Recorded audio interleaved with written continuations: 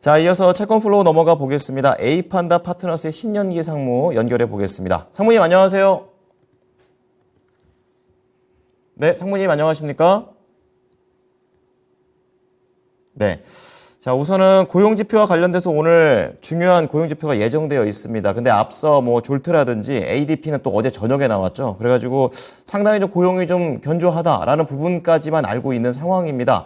그래가지고 우선 이 앞서 나왔던 지표들 좀 해석 좀 부탁을 드리겠습니다.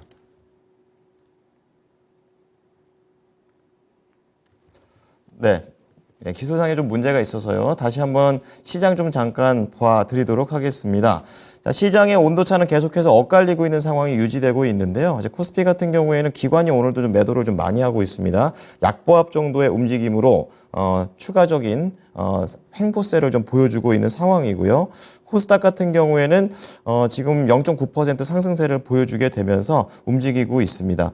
예, 전반적으로 뭐 AI와 관련된 챗봇 움직임들 그런 부분들이 움직이고 있고요. 시장에서는 지금 코스피 쪽에서는 기관이 2,700억 원, 그리고 외국인이 405억 원 매도, 개인이 막고 있는 그런 상황이고요. 코스닥은 445억 원 기관이 사고 있고, 외국인이 219억 원 지금 사고 있는 그런 상황입니다. 코스피 쪽에서는 지금 지금 사고 있는 종목과 팔고 있는 종목 비슷하게 400종목대를 전후한 움직임들이 나오고 있는 상황이고요. 코스닥에서는 하락하는 종목이 한 700종목 정도 되고, 그리고 상승하는 종목이 800종목 이상 좀 움직이게 되면서 지금 올라가는 종목이 조금 더 우세한 흐름들을 지금 보여주고 있는 그런 상황이 되겠습니다. 자, 오늘 관련된 테마주들 계속해서 모바일과 관련된 그런 스마트폰, 그리고 재택근무, 그리고 지능형 로봇과 관련된 내용들이 나오고 있는데요. 자, 이러한 상황 속에서 이제 오늘 또 중요한 경제지표 예정되어 있습니다. 자세하게 알아보겠습니다. 자, 상무님. 네, 다시 한번 좀 연결을 보도록 하겠습니다. 자, 그리고 2차 전지 쪽에서는 전고체 배터리와 관련된 종목들이 상당히 좀 좋은 모습을 좀 보여주고 있고요. 그리고 NFT와 관련된 내용들, 그리고 그 밑으로는 뭐 일자리와 관련된 내용과 페라이트, 2차 전지가 상당히 좀 많은 부분을 좀 보여주고 있고요. 그리고 반도체 쪽에서는 AI 쪽이 지금 두 개가 움직이고 있습니다. 그리고 오랜만에 게임주들도 좀 상승하는 흐름을 보여주고 있는데요. 뭐 전반적인 상승이라기보다는 특정 종목의 차별적인 움직임들이 이어지고 있습니다. 그리고 이번 주에 또 계속 움직임이 나오고 있는 게 바로 토스와 관련된 내용인데요. 지금 전반적인 시장 흐름 이렇고요. 채권 내용 다뤄보겠습니다. 자, 상무님 안녕하십니까? 안녕하세요. 네. 자, 우선 고용지표 앞두고 앞서 나왔던 선행 고용지표들 어떻게 나왔는지 리뷰 부탁드립니다. 네, 오늘 폭풍 저자인데요. 일단 수요일과 어젯밤에 나왔던 고용지표 몇 개 좀 살펴보겠습니다. 일단 수요일날 발표했던 졸츠를 보면 제가 지난달에도 말씀을 드렸지만 팬데믹 이전에 750만 명 수준으로 떨어지는 것이 중요하다고 말씀을 드렸습니다. 지난 10월 발표치 당시에는 이제 880만 명 정도였는데, 지난 수요일날 발표한 11월 수치는 그것보다 더 둔화한 모습을 보였고, 그래서 879만 명으로 소폭 하락하는 모습이었습니다. 시장 예상치인 885만 명보다도 하회하는 모습이었고요. 지금 현재 이제 보시는 그래프처럼 계속, 구인 공고 수는 점점 줄어들고 있어서 750만 명에 근접하는 그런 모습을 보이고 있습니다. 구인공고수 못지않게 경제가 둔화 또는 침체 모드 여부를 알 수 있는 퇴직률 현황을 보면 일단 자발적 퇴직, 즉 영어로는 퀴트라고 하는데요. 그 숫자는 2.2%로 전월 대비 0.1%포인트 하락하는 모습이었고요. 해고율, 즉 레이오프는 1.0%로 전월과 변화가 없었습니다. 특히 파월 의장이 주시하고 있는 1인당 실업자 수 대비 구인 공고수는 1.4 수준으로 전월과 변동은 없었고요. 이전 수준, 팬데믹 이전 수준인 1.2에 근접하는 모습을 계속 보이고 있습니다. 종합해보면 구인 공고수로 보는 고용 상황은 매우 쉽고 있지만 둔화 및 침체의 바로미터인 해고율은 매우 낮은 수준으로 유지하고 있다는 점을 봤을 때는 임금 상승 압력이 둔화되면서 연착륙 기대감을 높이는 결과라고 보이고 있습니다. 네. 그 다음에 이제 ISM 지표를 보시면요. 종합 PMI는 47.4로 14개월 연속 경기 둔화 모드이긴 하지만 예상치 47.1보다는 소폭 상회하는 모습이었고요.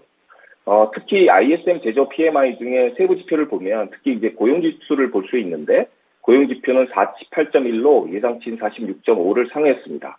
물론 3개월 연속 50 이하를 보이고 있는 수축 상황이지만 현재 지금 상황은 조금씩 개선되고 있는 모습인데 반해서 응답자의 일부는 이렇게 말을 했다고 합니다. 고용 동결을 통해서 헤드카운트를 줄이고 있고 특히 필요시에는 해고를 점점 늘리고 있다. 이렇게 지금 리포트에서는 밝히고 있습니다.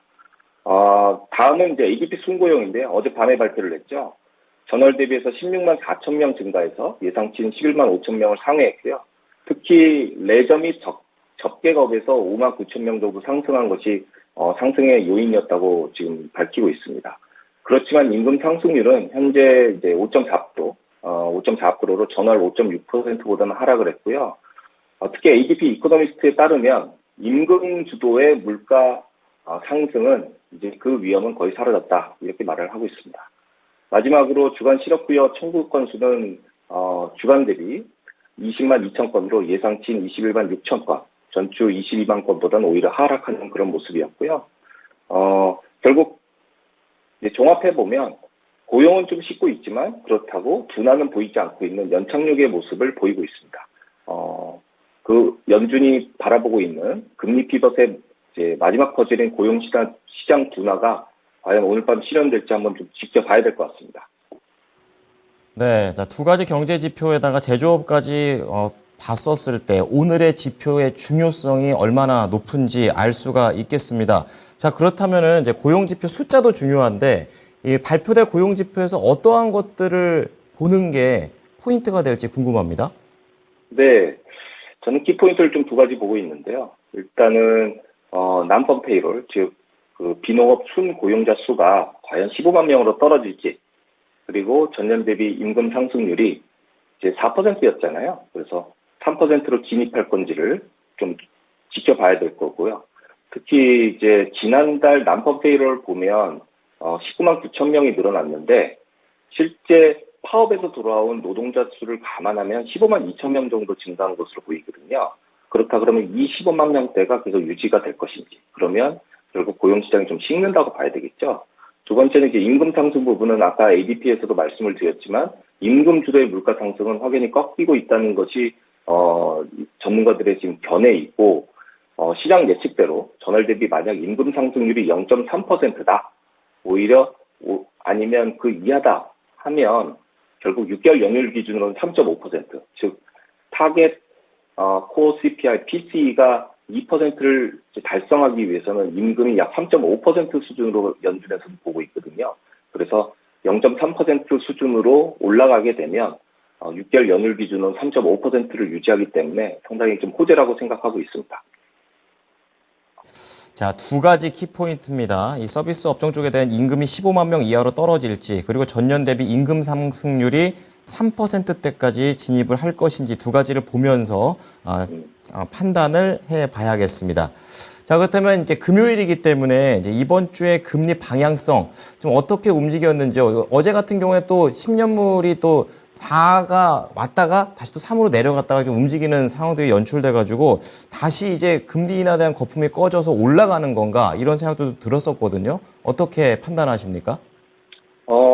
제가 이제 연말, 그러니까 지난주였죠. 지난주에 계속 말씀드렸던 부분이 금리가 지금 지나치게 많이 빠졌는데 그 빠졌던 게 사실 거래량을 동반하지 않은 하락이었기 때문에 연초에 상승할 수 있다는 부분을 말씀을 드렸었습니다.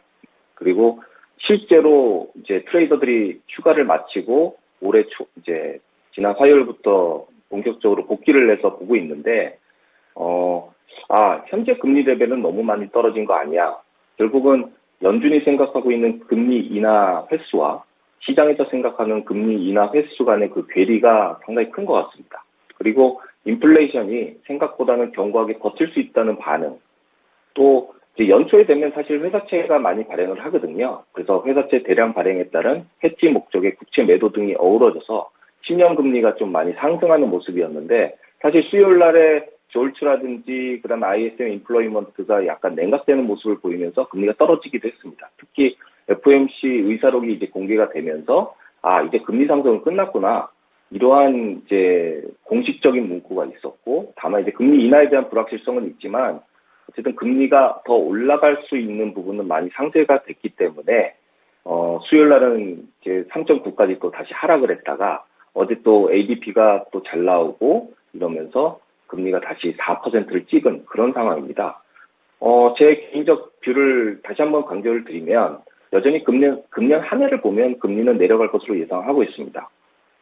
당연히 기준금리를 떨어뜨리게 되니까요. 그럼 결국 10년짜리도 같이 내려가게 될 텐데, 그렇지만 지금 기준금리를 6회 인하 반영하는 상황에서 10년 금리가 작년 말 급속히 빠진 부분에 대해서는 반등이 예상되고요. 그 부분은 4%를 좀 상회하는 부분이 될 것이라고 봅니다. 가장 큰 고비는 1월 말에 발표하게 되는 1분기 국채 발행 계획, 이 부분을 좀 눈여겨봐야 될 것 같습니다. 자, 1월 말에 국채 발행 계획이라는 중요한 이벤트까지 좀 말씀을 해 주셨습니다. 이러한 내용들 잘 참고해 보겠습니다. 감사합니다. 감사합니다. 네. 자, 오늘 채권 플로우는요, 에이판다 파트너스의 신년기 상무의 의견을 들어보셨습니다.